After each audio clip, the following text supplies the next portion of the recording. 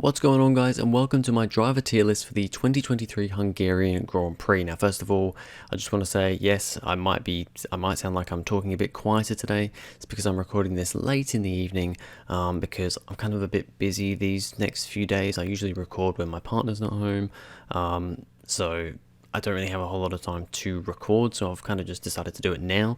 So sorry for the probably quieter video this time around, but yeah, I just wanted to get the video done and uploaded for you guys, so it doesn't really matter. This doesn't need to be one of the higher energy videos like the F123 videos, so I think it should be fine. So yeah, 2023 Hungarian Grand Prix. It was not the best race in the world after qualifying. It was looking like, qualifying was amazing, really close, quite unexpected in some ways, and then the race was really not that great. I wouldn't say it was the worst race of the season, but it wasn't up there in the top 5 or 6. It was towards the bottom end. So yeah, let's get into it though. We have added Daniel Ricciardo to the list. You'll see him around. I'm not sure if my cursor appears or not on the recording, but he's down on the bottom right there. Nick de Vries is still on here because I couldn't remove him from the tier list, so I've just added Ricciardo to this tier list, but de Vries is still there. I may make a whole new tier list and just get rid of de Vries, or we'll just have him there and won't use him. But yeah, he is still down the bottom here. We just won't be putting him on the into the actual tier list. So we start with Alexander Albon, who finished in where did he finish? I'm looking at the British Grand Prix results for some reason. I need to be looking at the Hungarian Grand Prix results. He finished in P11, so it was actually a pretty decent result for Albon in the end. Not the best qualifying, knocked down Q1, but yeah, made decent progress in the race actually, and was a fair way off the points, just like time wise, but yeah, had a decent result in the end, I think. So I'm gonna give Albon a, do I want to give him an A? I think I do, because he's doing a good job in that Williams. This isn't a car that suited the Williams, and he got one place away from points in the race, so I think that's pretty good from him. So I'll give him an A. Fernando Alonso finished P9. Aston Martin just not really there lately. I'm going to give Alonso a B because I don't think he's really doing anything wrong. I think that Aston Martin just isn't where it was, at the start of the season. It's really kind of fallen back a bit from that kind of, fairly comfortable second place spot. So yeah, I think a B from Alonso, because yeah, not really much else more he could do, but I can't really give him more than that for just, a P9 finish, even if that is where the car sits. Valtteri Bottas finished P12, had a great qualifying P7. Both AlphaTauris had great qualifying, which we will get onto in a bit. But yeah, he was beaten by Zhou in qualifying though, and to be fair, in the race he did kind of get screwed over a little bit because of Zhou's incident at the start of the race. Fought back to P12, was right on the back of Albon. I think ultimately though, it was a decent enough weekend for him. I'm going to give him a B.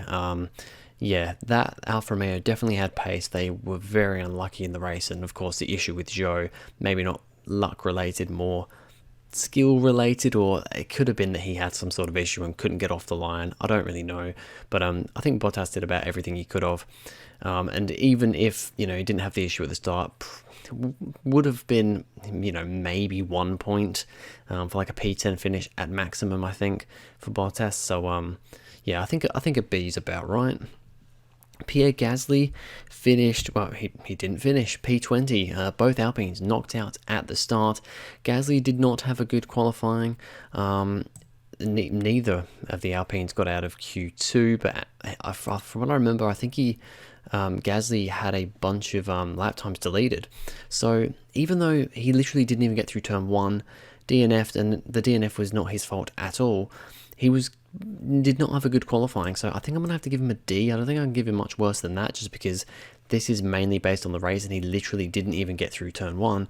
But yeah, I think a D is got to be fair, because he did get convincingly beaten by his teammate in qualifying and had a few issues there. Lewis Hamilton a tough one because, of course, he got pole position for the race, which was very unexpected and awesome. But then he just fell back in the race, didn't have a particularly good start, fell to fourth and then finished fourth in the end. Was actually somewhat catching Perez towards the end. I don't know if Perez was just kind of easing off a little bit. Or maybe it was, I'm pretty sure Hamilton was on newer tyres, so maybe the tyres were, doing a bit better. But it, in the end, wasn't actually the best race from Hamilton. But I still think it's an A. I mean, he absolutely pulled it out in qualifying, had a great lap in qualifying, just kind of got a bit unfortunate at the start of the race and then kind of fell back from there. But yeah, I think an A. I think anything less than that's a little bit too harsh considering he got pole position. But yeah, I think that's fine from him. Nico Hülkenberg finished in P14. He got into Q3 once again, but the Haas just doesn't have the pace. I'm going to give Hülkenberg a B though. Even though he's P14, not in the points, I think he is showing what at least that Haas can do in qualifying pace. Just doesn't have the race pace. But he absolutely trounced Magnussen this weekend. So I think a B is fair enough. Charles Leclerc, another fairly disappointing weekend for Ferrari. He ended up finishing P7. It was P6 on the road, but he ended up having a penalty, 5-second penalty, because of speeding in the pit lane. He also had a slow pit stop. That wasn't his fault, but slow pit stop as well. Another, not as bad as Silverstone, but another weekend to forget for Ferrari. And yeah, do I give him... I think a C is a bit harsh. I think that Ferrari's just... I think a B once again for Leclerc. I think I gave them a C in Silverstone, but to be fair, they finished 9 and 10 there. Yes, the safety car had a big part of that, but here they've at least finished 7th and 8th, so it's slightly better. So I think a B for Leclerc. It's kind of difficult to figure out where to put him.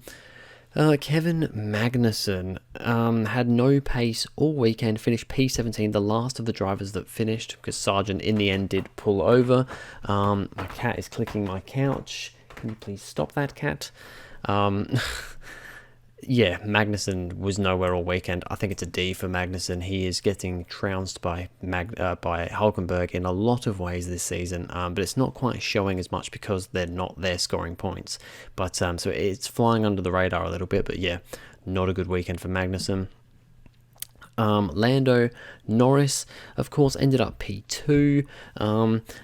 I was a little bit annoyed by Norris this weekend in the way that he was speaking. He was getting very agitated. I think it was when he was trying to get past Tsunoda under blue flags, and Tsunoda did all he could to get out of the way, and it's a very tight track and everything. And yeah, he got a little bit annoying over the radio, and then he also did the undercut on Piastri, which I was a little bit salty about, but in the end he had way more pace than Piastri in the end.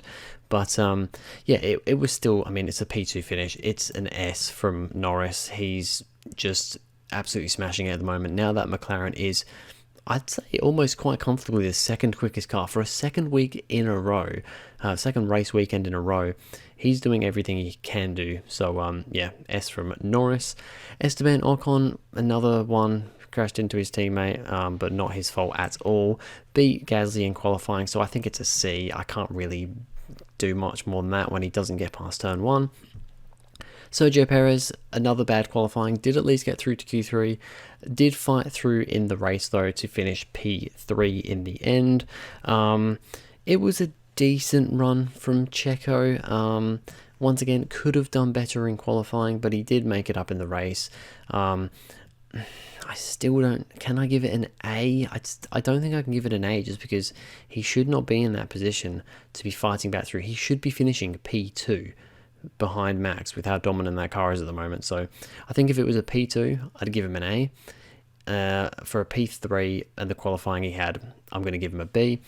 Oscar Piastri had a great start, got up to P2 at the start, then got undercut by his teammate and fell down the order. Apparently he had a little bit of floor damage or something. Not sure if that was when he run over the curb when Perez got past, because it was before that he was losing pace. So I'm not sure when he got that damage. But yeah, looked great at the start because, when he got into second place, he was keeping the gap to Norris at about 2.5 seconds, quite considerably. It was just once that Norris pitted that he just kind of fell off a cliff once Oscar then came into the pits as well. But I think it's still a great weekend from him. I've still got to give him an A. It's not quite an S this time around because he did drop off the pace, whether it was damage or not. I'm just not going to quite give it an S. P5, great result still, but yeah, I'm sure that podium is just around the corner for Piastri. And then we have Daniel Ricciardo, of course. He is now at AlphaTauri alongside Yuki Tsunoda, and qualified P13, finished P13.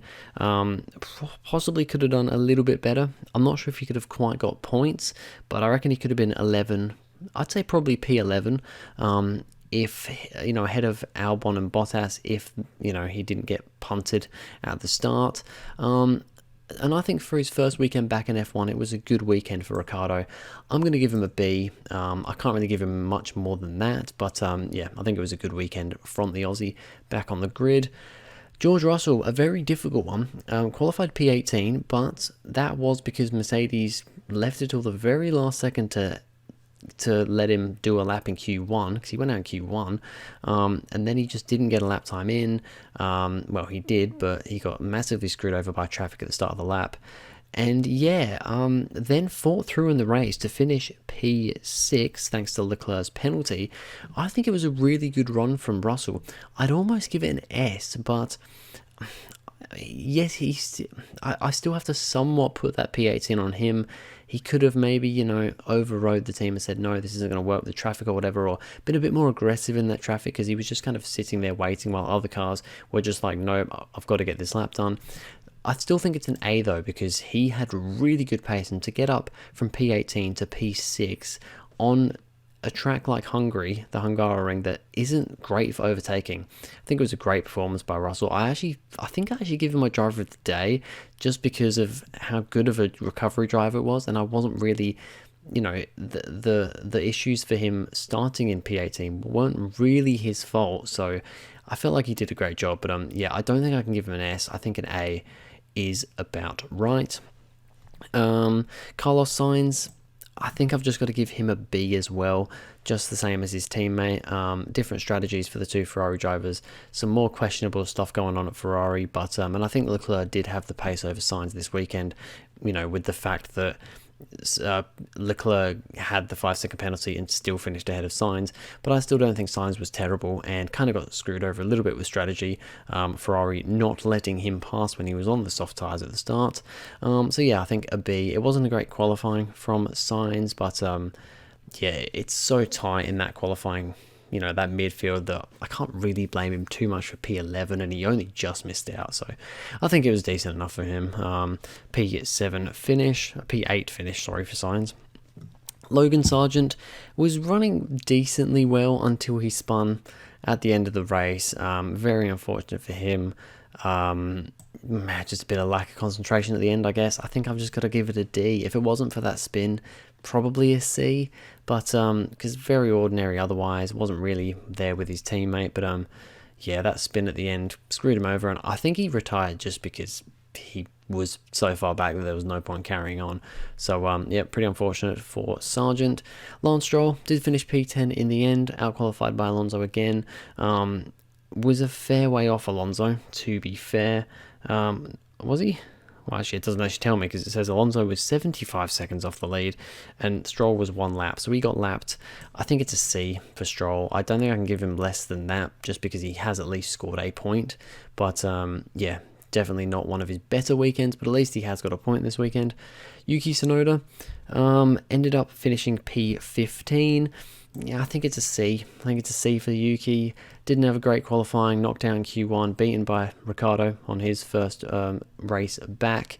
And yeah, had a good, from what I remember, had a decent start to the race, but then just kind of fell back and finished behind Ricciardo after everything that happened to Ricciardo. So yeah, I think it's a C for Yuki, not really much to say. Max Verstappen, he didn't get pole position, but it was so ridiculously close and he was so dominant in the race that it's got to be an S for Verstappen. I don't really have much more to say. And then finally, because we're not having De Vries here, Zhou Guan Yu, P5 in qualifying was ridiculous and crazy, and I was so hyped to see what he could do in the race. and then he went into anti-stall or something, and then took some advice from his teammate Valtteri Bottas and went bowling into turn 1 at Hungary. And that didn't go well for him. He did finish the race P16, and I'm going to give him a C because I feel like that start was... I don't feel like that was his fault. I think something else went wrong there. And yeah, the bowling was just kind of a percussion of that, being out of sync with all the other drivers around him. And I mean, the qualifying was so good that I can't really give him worse than a C. Maybe I should give him a D, but yeah, it's kind of difficult. But that qualifying was just amazing that I think a C is where I'm going to put Zhou Guanyu. But anyway, that's going to be it for this video, guys. Thank you very much for watching. If you enjoyed, please go ahead, like and subscribe, and I'll see you guys in the next video.